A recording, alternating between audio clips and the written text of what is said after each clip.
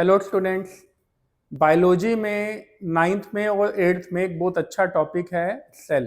तो आज मैं आपको फटाफट सेल का एक बेसिक बताना चाहूँगा कि सेल की डायग्राम बनाने में आप लोगों को इतनी दिक्कत आती है, आज वो कैसे हम लोग ख़त्म कर पाएंगे उसको देखेंगे। Cell is the fundamental and functional unit of life, यानी कि आप किसी भी लिविंग बॉडी के सबसे स्मॉलेस्ट पार्ट को यदि देखेंगे तो वो निकलेगा आपका सेल। तो सेल को समझने के लिए बहुत आसान है। आप लोग होली खेलते हो यार, कुछ नहीं करना, एक होली वाला बलून लेना है, उसमें थोड़ी थर्माकोल बॉल डाल देना, एक मार्बल कंचा होता है ना मार्बल, वो डाल देना और उसमें डाल देना पानी, और टाई करना मत भूलना, नहीं तो सब निकल जाएगा, मेहनत खराब। ये आपकी सेल बन गई। अब आप सोचोगे यार ये होली में मतलब थर्माकोल बॉल और कंचा डालने से कैसे ये हमारी सेल बन गई। तो ये जो स्किन है बैलून की, ये आपकी है प्लाज्मा मेम्ब्रेन, जिसे हम लोग सेल मेम्ब्रेन भी कहते हैं। तो देखते हैं हम लोग कि जब आप सेल बनाएंगे तो ये जो ब्लू कलर की मैंने कवरिंग बनाई है, this is called plasma membrane. और आप इमेजिन करके देखो बलून के स्किन को, ये आपको प्लाज्मा मेम्ब्रेन दिखाई देगी। और कुछ याद होगा आपने क्या डाला था इसमें, आपने डाला था एक मार्बल सेंटर में, तो ये आपका बन जाएगा न्यूक्लियस। तो आपके पास न्यूक्लियस आ गया है और आउटर कवरिंग जिसका नाम है सेल मेम्ब्रेन, और इसे हम लोग प्लाज्मा मेम्ब्रेन भी कहते हैं। तो इतना करने से काम तो चलेगा नहीं भाई। न्यूक्लियस के अंदर इंटेंगल्ड यानी उलझे हुए थ्रेड लाइक स्ट्रक्चर्स होते हैं, धागे की तरह संरचनाएं, जिन्हें हम क्रोमेटिन मटेरियल कहते हैं। क्रोमेटिन मटेरियल, और जब सेल डिवाइड होने वाली होती है ये एक पर्टिकुलर रॉड शेप में आ जाते हैं, तब इन्हें बोला जाता है क्रोमोसोम्स। इनको मैं आपको अगले लेक्चर में बताऊंगा। अभी हम वापस अपने स्ट्रक्चर ऑफ सेल पे आते हैं। तो दो चीजें आपने देख ली, बलून लिया था, उसकी स्किन को आपने समझ लिया, सेल मेम्ब्रेन और प्लाज्मा मेम्ब्रेन, और जो मार्बल डाला था वो हो गया आपका न्यूक्लियस। अब आप मुझे सोच के बताएं कि मैंने और क्या डाला था। जी, मैंने डाली थी इसके अंदर छोटी छोटी सी thermocol balls, these are called cell organelle. तो सेल ऑर्गेनल, थर्माकोल बॉल तो आपने एक जैसे डाली है, लेकिन सेल ऑर्गेनल हमारे बहुत सारे होते हैं। तो सबसे पहला हमारा सेल ऑर्गेनल है एंडोप्लाज्मिक रेटिकुलम। और इसको जब भी हम डायग्राम में देखते हैं ना यार, एकदम दिमाग की दही हो जाती है भाई, कितना मुश्किल है, लेकिन देखो बहुत आसान है यार। ये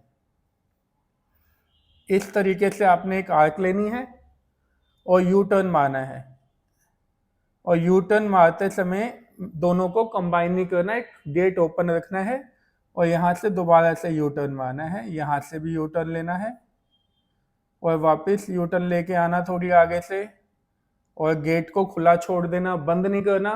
गेट के पास आते ही फिर भाग जाना, बिल्कुल ऐसे जैसे चोर और पुलिस खेलती है। यहाँ पे आए, फिर चोर और पुलिस पास पास आ गए, दोनों ने यू टर्न मारा, नहीं पुलिस तो पीछे भागेगी, ये चोर भाग रहे हैं पीछे। तो इस तरीके से हमने बना दिया एंडोप्लाज्मिक रेटिकुलम सेल ऑर्गेनल। ये जो आपने थर्माकोल बॉल डाली थी ना, ये पहला है एंडोप्लाज्मिक रेटिकुलम। और यहाँ पे हम एक दो और भी बना सकते हैं, और देखो कितना मजा आएगा यार इसको बनाने में। ये देखो बन गया, ये मैंने दो लेयर वाला, टू वेसिकल्स वाला बनाया।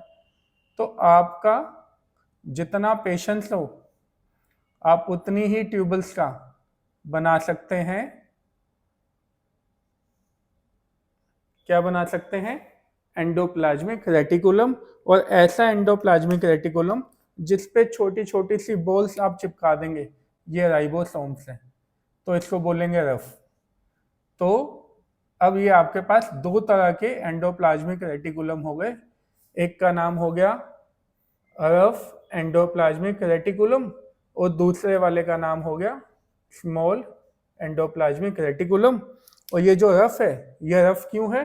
क्योंकि इसके सरफेस पे जब आप हाथ लगाएंगे तो ये रफ दिखाई देगा, because of the presence of dot like structures which are called, बताया था मैंने आपको भी।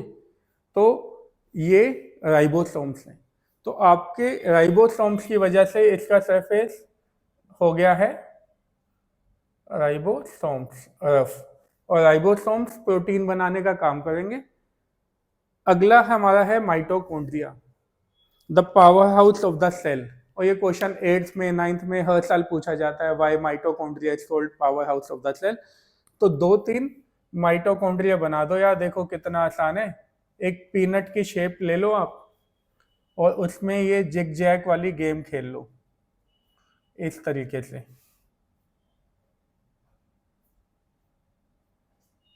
ये जिग जैग वाली गेम खेल लो और उसके बाहर जो है इसे आप फिल कर दो, तो आपको ये दिखाई देगा माइटोकॉन्ड्रिया जैसा। तो ये हम लोगों का हो गया माइटोकॉन्ड्रिया। एक दो माइटोकॉन्ड्रिया बना लेते हैं हम लोग, जैसे कि यहाँ बना देते हैं। पीनट की शेप बनानी है, जिग जैग वाली गेम खेलनी है, और जिग जैग वाली गेम में हम लोगों का आ जाएगा माइटोकॉन्ड्रिया। फिल कर देना है आउटर सरफेस, उससे थोड़ी लुक भी अच्छी लगेगी। और ये जो आपको बुक्स में इतना डिफिकल्ट सेल का स्ट्रक्चर दिखाई देता है, देखो अभी से ही वो सुंदर भी लगने लगा है और आसान भी। और 2 थर्माकोल बॉल्स हमने हटा दी। कौन कौन सी? एक एंडोप्लाज्मिक रेटिकुलम और दूसरा नाम आ गया हमारा माइटोकॉन्ड्रिया। अब हम बनाने जा रहे हैं गोल्जी अपरेटस। तो बहुत आसान है यार, कुछ नहीं करना आपने। वो एक गेम खेलते थे ना बचपन में, फेटू गरम, एक स्टोन के ऊपर स्टोन, छोटा बड़ा हम लोग। तो बस वही आपने यहाँ पे करना है। एक स्टोन लेना है, उसके नीचे थोड़ा सा बड़े वाला और थोड़ा सा बड़े वाला, उससे बड़े वाला लो, नाम आ गया गोल्जी अपरेटस। एक नहीं बनाने, 3-4 गोल्जी अपरेटस आप बना देना इस तरीके से। 1 2 3, ये बन गए गोल्जी अपरेटस। अगर ये आप एनिमल सेल बना रहे हैं तो इसके अंदर आपने कुछ खास नहीं करना है। लाइसोसोम बनाना है जिन्हें सुसाइडल बैग कहते हैं, और बिल्कुल उनको आप इस तरीके से बना सकते हो और नाम आप इनको दे सकते हो लाइसोसोम्स। और इन्हें सुसाइडल बैग क्यों कहते हैं ये भी अगली वीडियो में हम लोग एक डालेंगे, जिसमें हम सेल ऑर्गेनल्स के ऊपर डालेंगे। तो जो मैंने थर्माकोल बॉल डाली थी बलून के अंदर, उसमें कुछ को मैंने कह दिया एंडोप्लाज्मिक रेटिकुलम, जिन पे राइबोसोम चिपक गया उन्हें मैंने बोल दिया हरफ एंडोप्लाज्मिक रेटिकुलम, कुछ को बोल दिया माइटोकॉन्ड्रिया, कुछ को बोल दिया गोल्जी अपरेटस, और कुछ को बोल दिया मैंने, क्या रह गया अब हम लोगों का, लाइसोसोम, सुसाइडल बैग। अगर ये हम प्लांट सेल बनाएंगे तो इसमें हम प्लास्टिड भी डालेंगे, वैक्यूल्स डालेंगे। एनिमल सेल में या तो वैक्यूल्स नहीं होते हैं तो थोड़े से छोटे शेप के होते हैं, तो एक आधा आप यहाँ पे वैक्यूल्स भी बना सकते हैं। ये आधा बड़ा नहीं बनाना है, छोटा सा वैक्यूल। और यहाँ पे कंप्लीट हो जाती है आपकी एनिमल सेल।